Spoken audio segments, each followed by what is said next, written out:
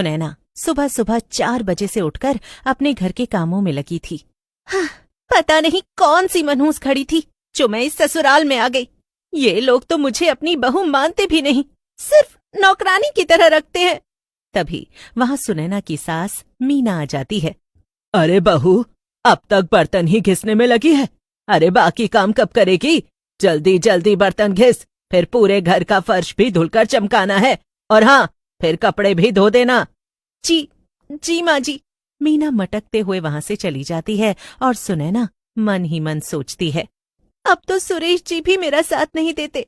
पहले तो जब मैं अपना आलू टिक्की का ठेला लगाती थी और वो रोज मेरे ठेले पर आलू टिक्की खाने आते थे तो मुझसे कितना खुश होते थे और मेरी कितनी तारीफें करते थे। उन्होंने अपने घर वालों से लड़कर मुझसे शादी भी कर ली, मगर फिर सब बदल ही गया। यही सब सोचते हुए सुनैना घर के सारे काम कर रही थी। वो हर रोज ही अपनी किस्मत को कोसती थी।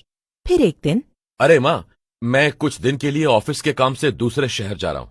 अच्छा बेटा, तो क्या तू ये अपनी बीवी को भी अपने साथ ले जाने वाला है? क्या बात कर रही हो माँ, इसकी वहां भला क्या जरूरत? अरे ये चली जाएगी तो यहाँ घर का झाड़ू पोछा कौन करेगा? और वैसे भी माँ, इसकी हालत देखो, इतना समय हो गया इसका वो ठेला बंद करवाए हुए और अपने अच्छे घर में लाए हुए, लेकिन देखो अब भी एकदम फटीचर गरीब जैसी दिखती है। इसे लेकर जाऊंगा तो कंपनी वालों के सामने मेरी बेइज्जती हो जाएगी। बात तो सच कही सुरेश, मगर ये सब गलती भी तो तेरी ही है। तुझे ही भूत सवार हुआ था ना एक आलू टिक्की बेचने वाली से शादी करने का। अब भुगत, और क्या। सुरेश चला जाता है और मीना बैठकर चाय पीने लगती है, मगर वहीं सब सुन लेती है और रोते हुए अपने कमरे में चली जाती है। जब इतनी ही दिक्कत थी तो मुझे सपने क्यों दिखाए? मुझसे शादी क्यों की? मुझे तो लगा था कि ये लोग मेरी जिंदगी बदल देंगे, मगर इससे ज्यादा खुश तो मैं आलू टिक्की बेचकर ही होती थी।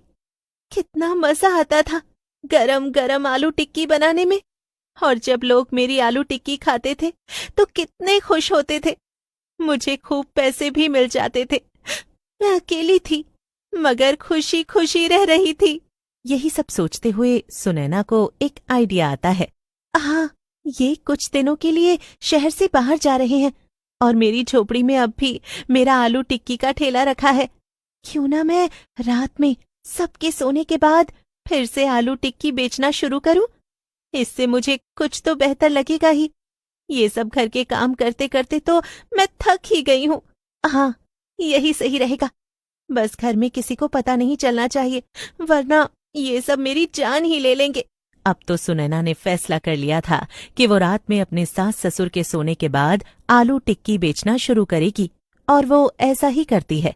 जैसे ही रात में सब सो जाते हैं, वो चुपके से घर से निकलती है और अपनी पुरानी झोपड़ी पर पहुंच जाती है। हाँ, मेरी प्यारी झोपड़ी, मैंने तुझे कितना याद किया, और मेरे प्यारे आलू टिक्की के ठेले, तुम्हें तो और ज्यादा। चलो अब काम पर लगती हूँ। सुनैना को फिर से अपने ठेले पर गरम गरम आलू की टिक्की बनाने में बड़ा मजा आ रहा था, मगर उसे डर था कि कहीं आधी रात होने की वजह से कोई उसकी टिक्की खाने नहीं आया तो ये सब बेकार चला जाएगा। तो कुछ लोग सामने से आ जाते हैं। अरे वाह, क्या चाट की खुशबू आ रही है। जरा 3 प्लेट लगा देना दीदी। जी अभी लगाती हूँ। इतनी जल्दी कस्टमर भी आ गए। जरूर भगवान की भी यही इच्छा थी कि मैं फिर से आलू टिक्की बेचूं। थोड़ी ही देर में सुनैना तीनों को आलू टिक्की खिला देती है और वो लोग पैसे देकर चले जाते हैं। वाह वाह, कितना ज्यादा अच्छा लग रहा है इतने दिनों बाद आलू टिक्की बेचना। ऐसा लग रहा है वो घटिया ससुराल छोड़कर आ जाऊं और बस यही करूं। लेकिन नहीं, वहां मेरे पति हैं, और चाहे वो कैसे भी हो, मैं जानती हूँ कि वो मुझसे अभी भी बहुत प्यार करते हैं। लेकिन तभी सुनैना के ठेले पर एक आदमी और एक औरत आ जाते हैं और उन्हें देखकर सुनैना की आंखें फटी की फटी रह जाती हैं, क्योंकि ये कोई और नहीं बल्कि उसका पति सुरेश ही किसी दूसरी औरत के साथ।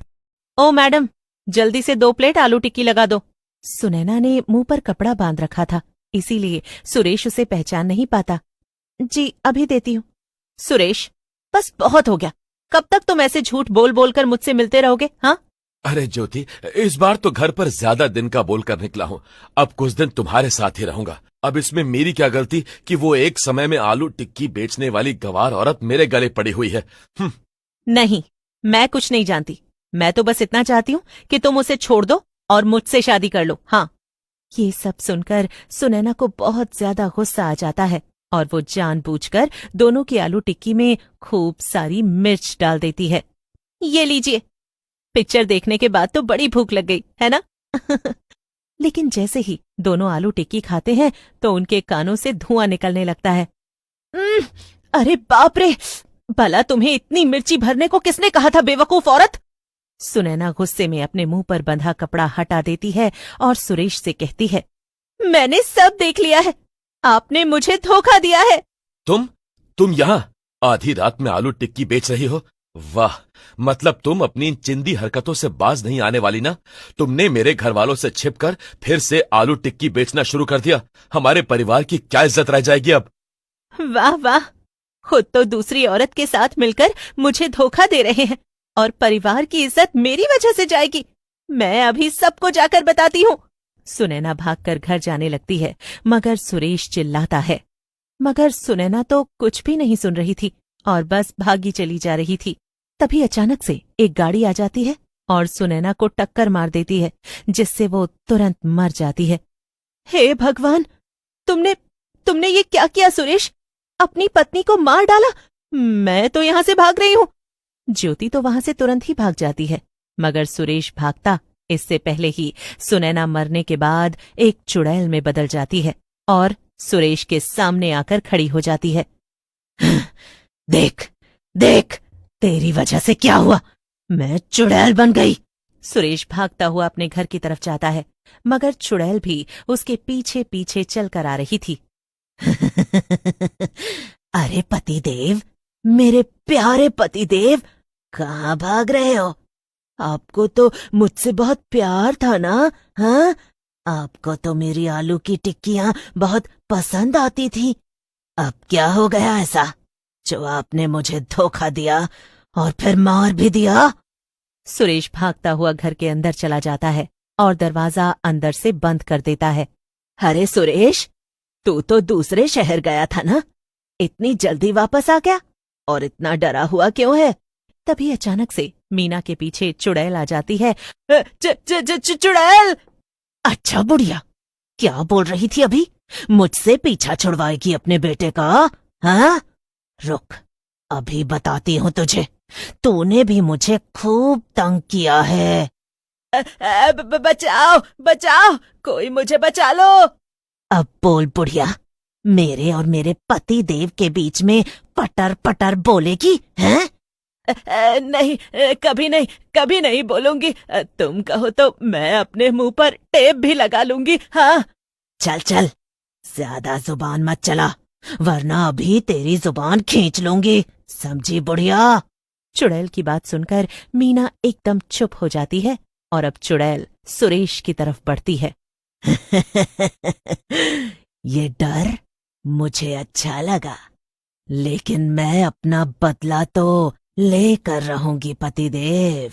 आपने मुझे बहुत परेशान किया और फिर आखिर में मार ही डाला, तो बदला लेना तो बनता है ना? कोई नहीं बचाने वाला, न माँ न पा। तू है भी तो एक कमजोर बुढ़िया। तू सिर्फ दूसरों को परेशान कर सकती है, उनकी मदद नहीं कर सकती। खैर, अब मुझे तुम लोगों से कोई लेना देना नहीं। मैं आजाद हूं। मैं चली अपना आलू टिक्की का ठेला चलाने। सब कुछ छोड़कर चुड़ैल अपने ठेले के पास आ जाती है और फिर से आलू टिक्की बेचना शुरू कर देती है। पूरे शहर में ये बात फैल जाती है कि एक चुड़ैल बहुत ही स्वादिष्ट आलू टिक्की बेचती है और फिर सब लोग सिर्फ उसी की टिक्की खाने जाने लगते हैं।